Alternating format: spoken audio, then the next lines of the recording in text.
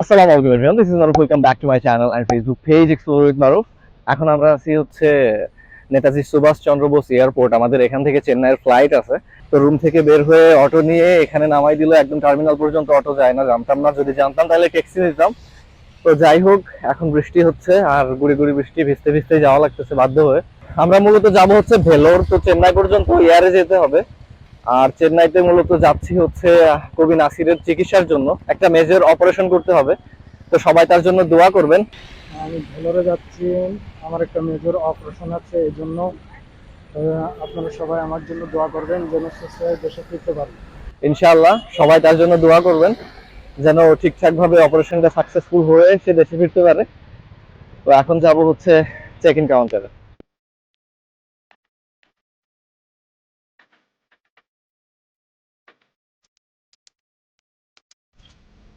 এয়ারপোর্টটা অনেক বেশি সুন্দর। Just look at this view.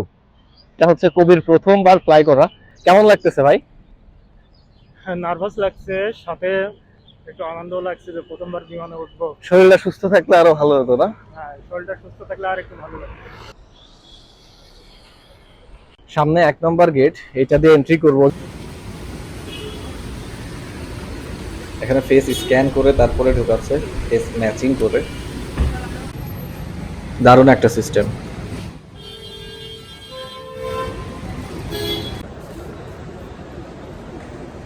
Boarding পাসের জন্য লম্বা লাইনে দাঁড়ায় আছি, কারণ হলো ইন্ডিগোতে ফ্লাই করব। আর ইন্ডিগো হলো ইন্ডিয়ান ডোমেস্টিক রুটে নাম্বার 1 এয়ারলাইন হচ্ছে ইন্ডিগো। বোর্ডিং পাসের লাইনে প্রায় ঘন্টাখানেক দাঁড়াইছিলাম। এই পাশে ওই পাশে দুই পাশেই অনেক বেশি লোক ছিল। আর ইন্ডিগোর কাউন্টারও অনেকগুলা। এরপর চেক ইনের জন্য চলে গেলাম।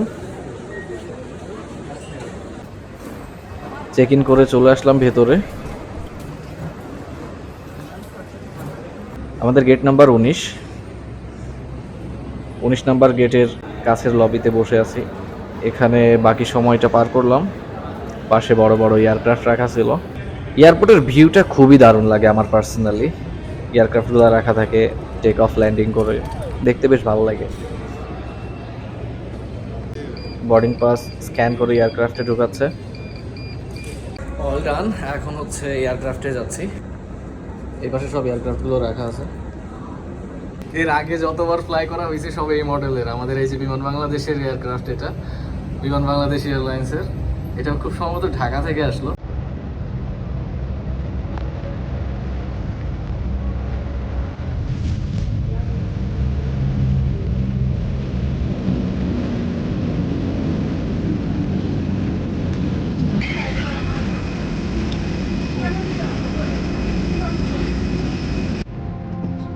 আগে আগে বোর্ডিং পাস করতে পারিনি, একদম লাস্টে সিট ছিল।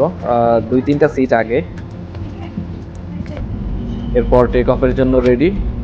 Let's go.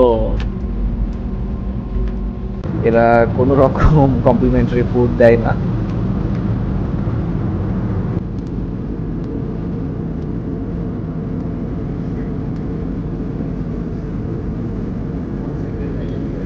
এটা বেস্ট একটা ভিউ ছিল। এরকম ভিউ আমি এর আগে কখনোই দেখি।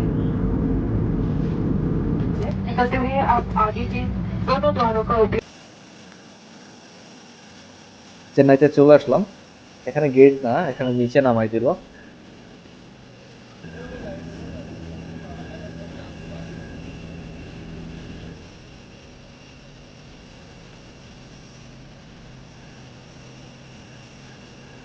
বাস আসলো, বাসে করে নিয়ে যাবে বাকিটা রাস্তা। এখানে এয়ারক্রাফটটা পার্ক করা থাকবে নেক্সট ফ্লাইটের জন্য।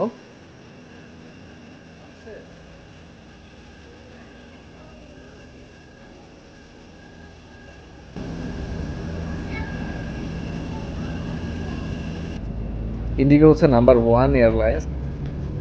প্রতিদিন ডোমেস্টিক রুটে 1900টা ফ্লাইট চলে, if I am not wrong. আমি শিওর জানি না, তবে যতটুকু তথ্য জানি 1900টা প্রতিদিন।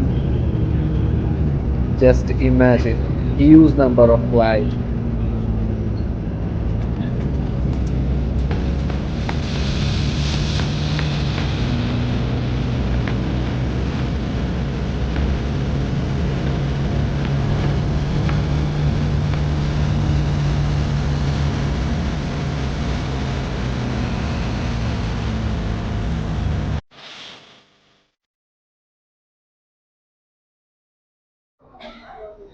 ফাইনালি চেন্নাই এয়ারপোর্টে ল্যান্ড করলাম, এখন আমরা হচ্ছে টার্মিনালের ভেতরেই আছি, বের হয়ে যাব। তো কবি কেমন লাগলো সেটা আপনি শেয়ার করেন আমাদের সাথে। ফার্স্ট টাইম এয়ারে। ফার্স্ট টাইম এয়ারে আসলাম, কিন্তু মাঝে মাঝে মনে হচ্ছিল যে আমি লোকাল পরিবহনে আছি। কারণ হ্যাঁ, কারণ এয়ারে যে এরকম ঝাঁকি লাগে এটা আমি জানতাম না। আচ্ছা ঠিক আছে, নিউ এক্সপেরিয়েন্স। তো যাই হোক, ঝাঁকে একটু লাগে। তো এখন বের হয়ে যাব, আর এখন বের হয়ে ভেলোরের উদ্দেশ্যে আমরা বাসে উঠবো ইনশাল্লাহ।